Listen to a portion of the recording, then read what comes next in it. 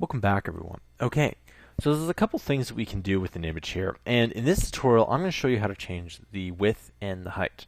Now, HTML is really easy when it comes to this, and not every programming language is this easy, but basically, you'll see that there's another thing interesting about this image tag. Because remember, the image tag is just img, right? That's really the image tag, and then the source is what we're actually calling. Okay? What's wrong with it?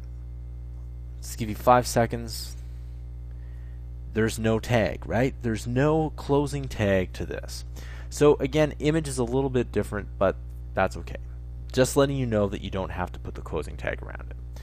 So let's go ahead and let's type in height equals, and then I'm going to say 120. Okay?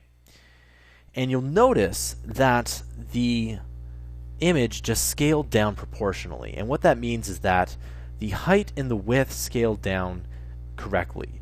Now I'm going to put the width as something ridiculous, so I'm going to just type in width equals, and I'm going to say 9. Okay, and then basically you can see it gets scrunched up in there. 9 is a little bit weird, but now you can see I'm playing around with the width here. Okay, and you can go ahead and play around with it too. And if I get rid of height, okay, you'll see that the width and everything scales down proportionally.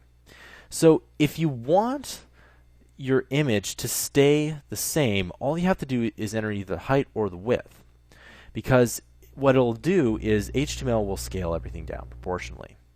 Okay? I'm just going ahead and I'm going to get rid of the width here. That's a much better size. I'll see you guys next time.